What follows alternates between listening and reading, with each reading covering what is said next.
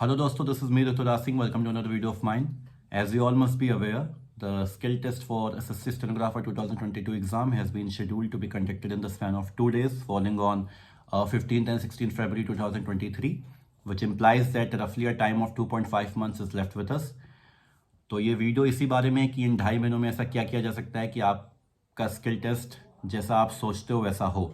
Okay, जो लोग stenography जानते हैं उनको अच्छे से पता होगा कि 2.5 महीने का समय बहुत नहीं होता है व्हेन कम्स टू स्टेनो, पर स्टिल 2.5 महीने में कुछ ऐसा किया जा सकता है कि आपका स्किल टेस्ट अच्छा से अच्छा जा सके। आपकी स्ट्रेटजी क्या होगी ये डिसाइड करती है कि आप किस कैटेगरी में हो। कैटेगरी जनरल ओबीसी वाली नहीं, कैटेगरी वो हैं जो मैं आपको अभी बताऊंगा।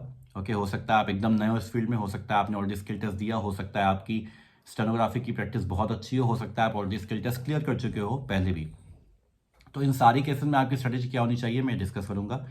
मोर ओवर एक बात हमको हमेशा याद रखनी है, खासकर जो नए लोग हैं उनको मैं बता दूं, अगर आप एसएससी स्टेनोग्राफर स्किल टेस्ट में 0% मिस्टेक कमिट करते हो या 4.99% मिस्टेक कमिट करते हो, दोनों ही केसेस में you will considered as qualified. Obviously parameters grade C general category के लिए हैं, तो यहाँ पे कोई मार्क्स नहीं उठते। The stage of the examination is completely qualifying in nature. Secondly, जो भी मैं बातें करता हूँ they are reliable and acceptable for both Hindi as well as English stenographers. तरीके में कोई भी अंतर नहीं होता, मैंने पहले भी कहा आपको। मैं इंग्लिश का यूज़ इसलिए करता हूँ because I have been an English stenographer myself. मेरा जो मीडियम था वो इंग्लिश था, इसीलिए I find it more convenient to address people in English medium. Thirdly, दोनों ही केसेस में तरीके सेम रहते हैं, चाहे आप हिंदी के हो या इंग्लिश के। रिसोर्सेज और स्टडी मटेरियल्स अलग होते हैं, वो आपको पता ही होगा, और वो मैंने पहले भी आपको बता रखा अपनी वीडियोस में। फोर्थली, प्लीज़ इस बात को ध्यान रखिएगा कि इस वीडियो के दौरान मैं आपको कुछ और वीडियोस भी रिफर करूंगा जिनके लिंक्स मैं डिस्क्रिप्शन में दूंगा। जहां जहां मैं जिस जिस वीडियो का रेफरेंस दूं, प्लीज़ आप उन वीडियोस को भी जाके देखिएगा। वो वीडियोस मेरे द्वारा ही बनाई गई हैं, पुरानी वीडियोस हैं, इस चैनल पे मिल जाएंगे आपको। क्योंकि अगर आप उन वीडियोस को नहीं देखते हो तो इस वीडियो का जो पर्पस है विल बी लेफ्ट अनसर्व्ड। ठीक है, तो प्लीज़ उन वीडियोज़ को भी रिफर करिएगा, क्योंकि जो बातें मैं आपको बताऊँगा वो बहुत डिटेल्ड हैं।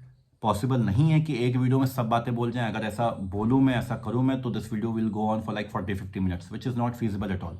ओके, तो पहली कैटेगरी क्या होती है बच्चों की, देखिए ये हो सकता है कि एक बात और, काफ़ी कन्फ्यूजन होगी आपके दिमाग में मार्क्स को लेके कि कितना कट ऑफ जाएगा, नॉर्मलाइजेशन के बाद कितने मार्क्स बनेंगे, क्या आपको तैयारी करनी भी चाहिए कि नहीं, क्या आपका स्किल टेस्ट के लिए नाम भी आएगा या नहीं, क्या आप फाइनल मेरिट लिस्ट में रहोगे या नहीं। देखो यार, ये सब बातें आपको कोई भी नहीं बता सकता है, कोई भी नहीं बता सकता है, कोई कितना भी एक्सपीरियंस्ड आदमी हो नहीं बता सकता है, बिकॉज कमीशन को ही नहीं पता है अभी। हाँ, जो एम्पेरिकल एविडेंसेस के तहत हम लोग जो भी चीज़ें अज्यूम करते हैं, जो हाइपोथेटिकल एजम्पशंस होते हैं हमारे, उसके तहत मैं आपको इतना बता सकता हूँ कि इस बार जो है जीएस का पेपर थोड़ा सा टफ था comparatively. I mean previous occasions में को कंपेयर करें तो इस बार इट वाज टफर। जीएस हमेशा से ही टफ होती है, कभी ज़्यादा कभी कम, इस बार थोड़ी सी ज़्यादा थी। उसके चलते लोगों के मार्क्स भी कम आ रहे हैं। नॉर्मलाइजेशन के बाद ऑब्वियसली मार्क्स बढ़ेंगे क्योंकि शिफ्ट्स कठिन रही हैं। कितने बढ़ेंगे किसी को नहीं पता। सेकेंडली, वैकेंसीज भी इस बार ज़्यादा आने की उम्मीद है, कितनी ज़्यादा आएंगी किसी को नहीं पता, एग्जैक्ट नंबर तो अभी तक नहीं आया है। अच्छा, अगर इन दोनों केसेस को कंसीडर करें तो हम ये मान सकते हैं कि कट ऑफ हल्की सी गिरेगी प्रीवियस ओकेशंस के कंपैरिजन में। तो एक मोटा मोटा गेस अगर आप करना चाहो या एक मोटा मोटा अनुमान अगर आप लगाना चाहो, तो मैं यही कहूँगा कि अगर आपके 125 से ऊपर मार्क्स हैं, 130 से ऊपर मार्क्स हैं, ठीक है, ग्रेड जनरल कैटेगरी के लिए मैं बता रहा हूँ, और ओबीसी का भी ऑलमोस्ट सेम ही रहता है, 1-2 नंबर इधर उधर होता है बस। तो अगर आपके 130 से ऊपर मार्क्स आ रहे हैं अभी आंसर की के हिसाब से, तो हो सकता है आपके नॉर्मलाइजेशन के बाद और ज़्यादा बड़े मार्क्स। तो आप प्लीज़ तैयारी करिए, ठीक है। ये बात ग्रेड डी के लिए। ग्रेड सी की अगर हम बात करें तो आप उसमें 10 नंबर और बढ़ा लीजिए बस, और कुछ अंतर नहीं होने वाला है। फाइनल कट ऑफ क्या रहेगी वो तो किसी को भी नहीं पता है। तो उसके अलावा मैं एक बात और आपसे कहूँगा कि अगर आप स्टेनोग्राफी को लेके सीरियस हैं, मतलब सच में सीरियस हैं, तो अगर आपका नाम आता है स्किल टेस्ट के लिए तो प्लीज़ आप जाइए, ठीक है, इररेस्पेक्टिव ऑफ द फैक्ट कि आपके मार्क्स कितने हैं। आप प्लीज़ जाइए, कंडक्ट स्किल टेस्ट में पार्टिसिपेट करिए। भले ही आपका क्लियर ना हो, but you will get a lot of confidence and experience, वो इनवैल्यूएबल है, ठीक है। पहली कैटेगरी क्या होती है बच्चों की, मैं बता रहा हूँ। हो सकता है आपने एग्जाम दिया हो अभी, बट आपकी स्टेनोग्राफी की नॉलेज बिल्कुल जीरो हो, आपको शायद ये भी ना पता हो स्टेनोग्राफी होती क्या है, या at the very first place आपको सिर्फ इतना पता हो कि स्टेनोग्राफी क्या होती है। ऐसे केसेस में मैं आपको बिल्कुल झूठ नहीं बोलूँगा, आपसे कोई मतलब फॉल्स होप में नहीं रखूँगा आपको, 2.5 मंथ्स के समय में स्टेनोग्राफी क्लियर करना is very difficult, it's almost impossible. अगर आपकी नॉलेज ज़ीरो है तब तो चांसेस कोई भी नहीं है। हाँ, बट अगर आपने पिटमैन शुरू कर दी, और मैंने पहले भी बोला अगर आप स्टेनो को लेके सीरियस हैं तो जितनी आपसे हो सकती पिटमैन उसको कंप्लीट करिए और फिर आप स्किल टेस्ट देने जाइए, ज़रूर जाइए। लेकिन just for the sake of giving skill test अपने पिटमैन को जल्दी जल्दी खत्म मत करिए। सबसे ज़्यादा जो लोग गलती करते हैं वो यही करते हैं कि अपनी बेसिक किताब को बहुत जल्दी खत्म करने की कोशिश करते हैं। क्यों? क्योंकि बेसिक किताब बोरिंग होती है और उनका मन ये होता है कि जल्दी से जल्दी हम मैगजीन पे पहुंच जाएं। और मैगजीन पे जब पहुंच जाते हो आपका तो एक मतलब रूटीन वर्क शुरू हो जाता है। ठीक है, कुछ नया आपको सीखने को मिलता नहीं है। आप ऑब्वियसली अपने मिस्टेक्स पे काम करते हो, आप स्पीड बढ़ाते हो, लेकिन जो बेसिक अंडरस्टैंडिंग है आपकी वो बेसिक रिसोर्स से ही आएगी। As far as English medium is concern, Pitman को लोग यूज़ करते हैं। अगर पिटमैन शॉर्ट हैंड आप कर रहे हो, ग्रेग को यूज़ करते हो तो कुछ और कोई और बुक होगी। Please don't rush away with Pitman just in order to become eligible to go for KC या कैलाश चंद्र मैगजीन या कोई भी और मैगजीन। बेसिक्स को बहुत अच्छे से करिए। अगर आपने बेसिक पे रश किया, अगर आपने बेसिक्स को अच्छे से नहीं किया, बिलीव में आप कभी भी स्पीड इंक्रीज नहीं कर पाएंगे। अगर आप करने की कोशिश करेंगे तो आपकी मिस्टेक ज़्यादा होंगी। तो प्लीज़ पिटमैन को स्टडीली करिए। ओके, डिटेल में एक एक चैप्टर पढ़िए। आपको भी पता होगा कि पिटमैन पूरी कभी नहीं की जाती है, बिकॉज जो लास्ट के चैप्टर्स हैं वो एडवांस आउटलाइंस के हैं, वहाँ तक नहीं जाया जाता है। लेकिन जितनी भी बेसिक है एटलीस्ट एडवांस फ्रेजियोग्राफी वाले चैप्टर तक तो करिए ही करिए। तो ये है पहली कैटेगरी। मैंने क्या बताया? पहली कैटेगरी के लोग वो हैं जिनको शायद बिल्कुल भी नॉलेज ना हो या जिनको थोड़ी बहुत नॉलेज हो, अभी उन्होंने पिटमैन शुरू की है अपनी या बेसिक बुक शुरू की है। एक बात और है, please please please physical coaching के लिए ही जाइए, ऑनलाइन मत पढ़िए स्टेनोग्राफी। खासकर बेसिक जब आप पढ़ रहे हैं तो ऑनलाइन बिल्कुल मत पढ़िए, बिकॉज बहुत मुश्किल होता है। जब आप टीचर के सामने रहते हो तो टीचर कुछ चीज़ें देखता है और वो अकॉर्डिंगली आपको गाइड करता है कि नहीं आप यहाँ गलत करो, यहाँ गलत करो या यहाँ सही करो। जब स्पीड इंक्रीज करने की बात होती है, यानी जब बेसिक बुक खत्म हो जाती है, तब ऑब्वियसली आप अपने घर में बैठ के यूट्यूब से ट्रांसक्रिप्शंस लेके खुद रिकॉर्ड करके या पुराने ट्रांसक्रिप्शंस लेके आप कर सकते हो, उसमें कोई प्रॉब्लम नहीं है। But as far as basics are concern, basic के लिए फिजिकल कोचिंग ही प्रेफर करिए। अगर बिल्कुल भी पॉसिबल नहीं है तब भी मैं ये कहूँगा थोड़ा दूर जाइए, रहिए कहीं पे, रेंट पे अकोमोडेशन लीजिए, वहाँ पे जाके पढ़ाई करिए। बहुत लोग करते हैं, आप भी कर सकते हो, ठीक है। लेकिन ऑनलाइन कोचिंग मत प्रेफर करिए बेसिक सीखने के लिए। अच्छा, उसके बाद ये हो गई पहली कैटेगरी की बात। दूसरी कैटेगरी में वो लोग आते हैं जिन्होंने अपनी पिटमैन ख़त्म कर दी है या उनकी पिटमैन जस्ट ख़त्म होने वाली है, ठीक है, और वो अब शुरू करने वाले मैगजीन। तो उनके लिए जो 2.5 महीने का समय है ये बहुत क्रूशियल है, because if not grade C they can definitely target grade D, they can definitely target grade D. तो इनके बारे में भी हम लोग डिटेल में बात करेंगे। थर्ड कैटेगरी कौन सी होती है? थर्ड कैटेगरी वो होती है पिटमैन खत्म हो गई, यानी जो बेसिक मैगजीन है, सॉरी बेसिक स्टडी मटेरियल आपका वो खत्म हो गया, आपने सीख ली स्टेनोग्राफी, अब आप मैगजीन्स कर रहे हो, मैगजीन में भी आपकी 5-10 मैगजीन्स खत्म हो चुकी हैं और आप अब डिफरेंट रिसोर्सेज यूज़ कर रहे हो अपनी स्पीड को इंक्रीज करने के लिए, अपना कॉन्फिडेंस बढ़ाने के लिए या अपने आप को स्किल टेस्ट के लिए एलिजिबल बनाने के लिए। उनके लिए भी ये स्टेज और ये समय जो है 2.5 महीने का, ये बहुत क्रूशियल है, उनके बारे में भी हम लोग बात करेंगे। चौथी और फाइनल कैटेगरी में वो लोग आते हैं जिनकी प्रिपरेशन अप टू डेट है, उन्होंने बेसिक्स अपनी अच्छे से खत्म कर ली, उसके बाद कई मैगजीन्स लगा डाली, हो सकता है वो पहले भी कुछ स्किल टेस्ट दे चुके हों। उनको क्या ही करना है, उनको बस इतना करना है कि अपने आप को कॉन्फिडेंट रखिए और कुछ नया बहुत ट्राई करने की कोशिश मत करिए, ठीक है। और अपने ट्रांसक्रिप्शंस को जितना टाइम आपको वहाँ मिलेगा उससे 5-10 मिनट पहले ख़त्म करने की कोशिश करिए। बस यही सब चीज़ें हैं। ओवर कॉन्फिडेंट मत होइए बिल्कुल भी, प्रैक्टिस करिए और टाइपिंग को इग्नोर मत करिए। टाइपिंग को इग्नोर आप करेंगे तो आपको वहाँ पे प्रॉब्लम होगी, ठीक है। और जहाँ तक हो पाए कीबोर्ड्स चेंज करके टाइप करिए। एक कीबोर्ड आपका अपना है, हो सकता है वहाँ कुछ और ही मिल जाए आपको, तो 2-3 कीबोर्ड्स पे अपना हाथ आजमा लीजिए, it will only convenient you, ठीक है। तो ये 4 कैटेगरी हो गई। डिटेल में बात करेंगे हम लोग कैटेगरी 2 और कैटेगरी 3 की। देखिए कैटेगरी 2 पे आते हैं। अगर आपकी पिटमैन खत्म हो गई है, कुछ समय अभी और दीजिए, 15-20 दिन और दीजिए पिटमैन को अच्छे से रिवाइज करने के लिए। एक एक चैप्टर का, एक एक स्ट्रोक का रिवीजन करिए, एक एक जो कॉम्बिनेशंस हैं, जो फ्रेजेस हैं, उनका रिवीजन अच्छे से करिए, उनको बनाइए। अभी भी पिटमैन को पूरी तरह से छोड़ मत दीजिए, डोंट अबेंडन इट। आप उसको हमेशा अपने पास रखिए। इट इज़ एन इंस्ट्रक्टर, उसका नाम ही होता है इंस्ट्रक्टर, तो वो बहुत यूजफुल होती है हमेशा ही। सेकेंडली, आपने मैगजीन शुरू की है अभी, वेल एंड गुड, कोई दिक्कत नहीं है।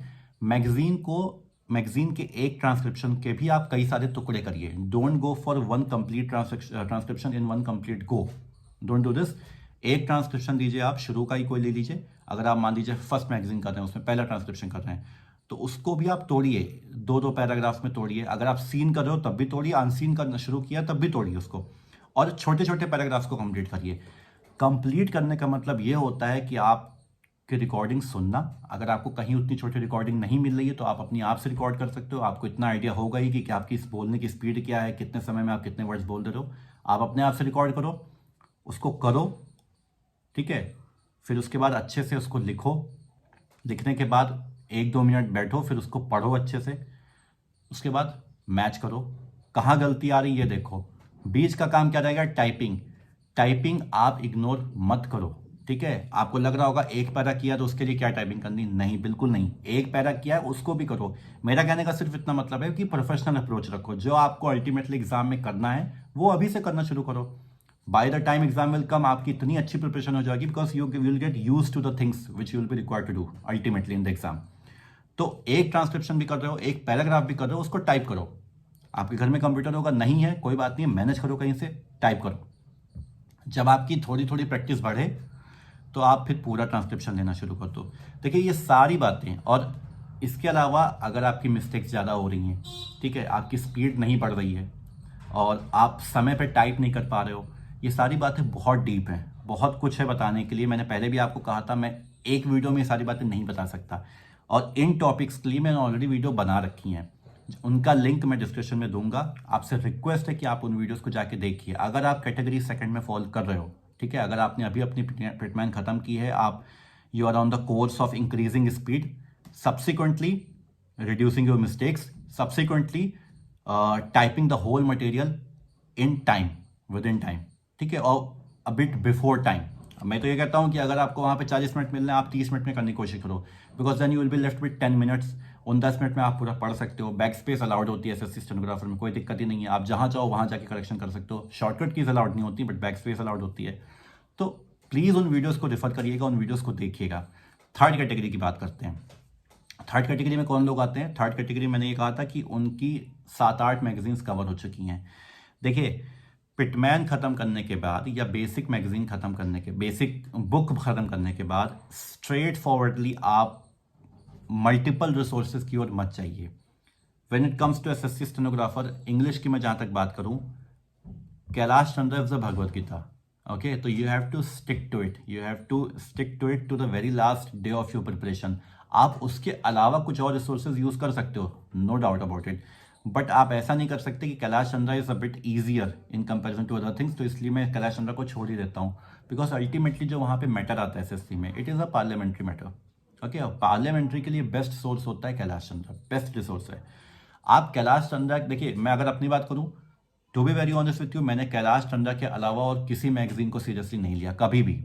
इवन मैं बताऊं आपको, प्रोग्रेसिव भी जहां मैं कोचिंग में था वहां मुझे करवाई जाती थी कुछ कुछ मैगजीन, कुछ कुछ डिक्टेशंस मैंने किए हैं, but I never took them seriously. Kailash Chandra has been my Bhagavad Gita. Kailash Chandra पे मैंने होली एंड सोली रिलाई किया है, और मैं ये जानता हूं कि सिर्फ कैलाश चंद्रा के दम पे आप SSC stenographer skill test clear कर सकते हो, grade D, grade C. Percentage mistake भी मेरी कभी भी 2% से ज़्यादा मिस्टेक नहीं हुई, दोनों ही ओकेशन पे जब मैंने क्लियर किया। तो it is all because and through Kailash Chandra only. But still कुछ लोगों को ये रहता है कि उनको मतलब थोड़ा वैरायटी ऑफ थिंग्स चाहिए होती हैं, तो अगर ऐसा है तो आप प्रोग्रेसिव मैगजीन के लिए जा सकते हो। लेकिन यार देखो, न्यूज़पेपर कि द हिंदू से ट्रांसलेशन कर रहे हैं, इंडियन एक्सप्रेस से कर रहे हैं, या president speeches, prime minister speeches कर रहे हैं, I don't think they are of much use, to be very honest with you. और लीगल मैटर भी आपको करना नहीं है, because you are preparing for parliamentary matter. तो Kailash Chandra has to be your basic guide, and in addition to this आप चाहो तो प्रोग्रेसिव यूज़ कर सकते हो, उसके अलावा और कुछ मत करो। टू बी वेरी ऑनेस्ट, और कुछ मत करो। आपसे बहुत लोग बहुत सारी बातें कहेंगे कि यार मैं तो न्यूज़पेपर से करता हूँ, मैं तो इससे करता हूँ, उससे करता हूँ, शेक्सपियर की किताब से करता हूँ, कोई ज़रूरत नहीं है इतनी। ओके, तो अब ये बात हो गई।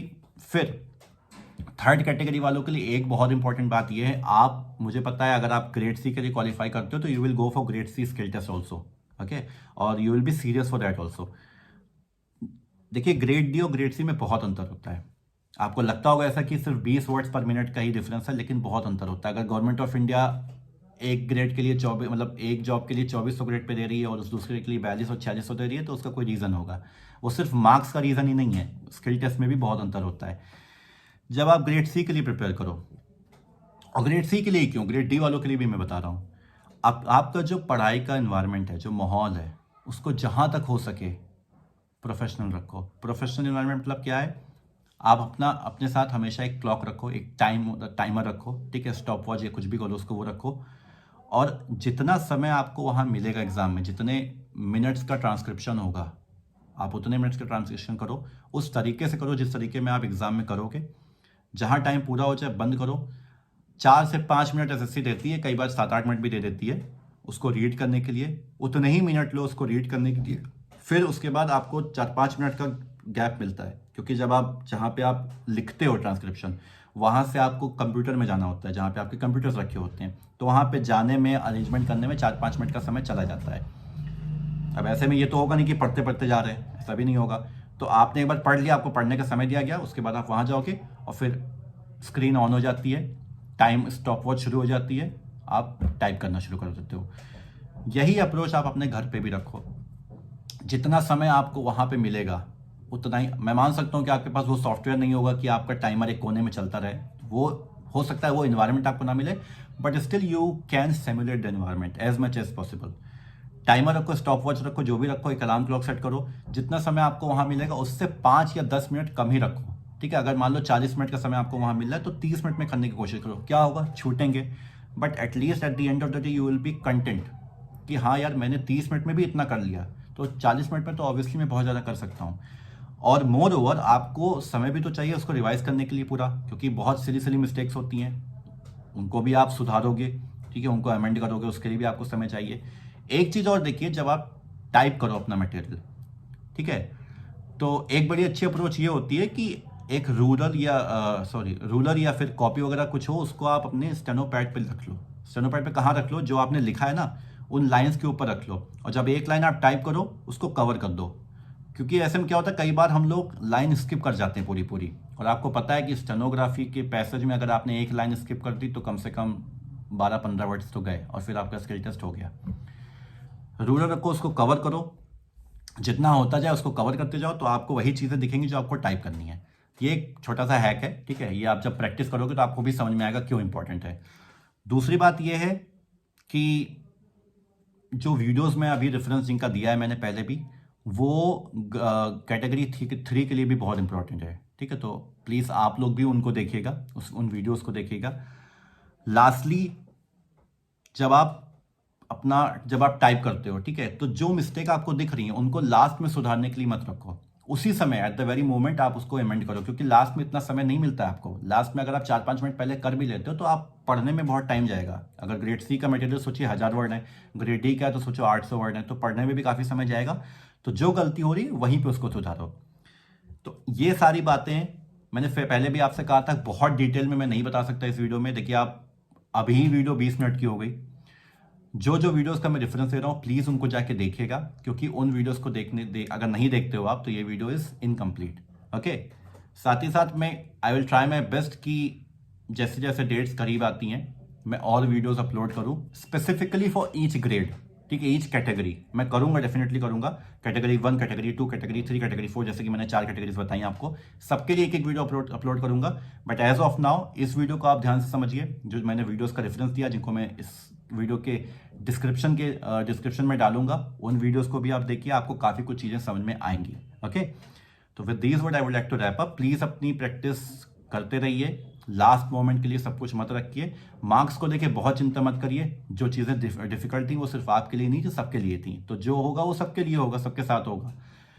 अपनी तैयारी करते रहिए, और जिनके 140-145 नंबर हैं उनके लिए तो इस बार बहुत अच्छी अपॉर्चुनिटी है, क्योंकि कट ऑफ भी कम जाएगा, वैकेंसीज भी ज़्यादा हैं, तो प्लीज़ वो लोग तो बहुत ही ज़्यादा सीरियस रहें। ओके, 2023 की अगर बात करें तो उस एग्ज़ाम की अभी डेट्स का कोई अता पता नहीं है। हो सकता है मई जून में एग्ज़ाम की डेट्स आएँ, या हो सकता है थोड़ा पहले भी आ जाए, बट एग्ज़ाम मई जून से पहले नहीं होगा। तो उसके लिए, उस रिटर्न एग्ज़ाम के लिए बहुत चिंता मत करिए, आपके पास काफ़ी समय है। अभी सिर्फ और सिर्फ अपना पूरा फोकस स्किल के लिए रखिए। Thank you so much. Please उन वीडियो को ज़रूर देखिएगा जिनका मैंने रेफरेंस दिया आपको, और will see each other in the next video. Goodbye, take care.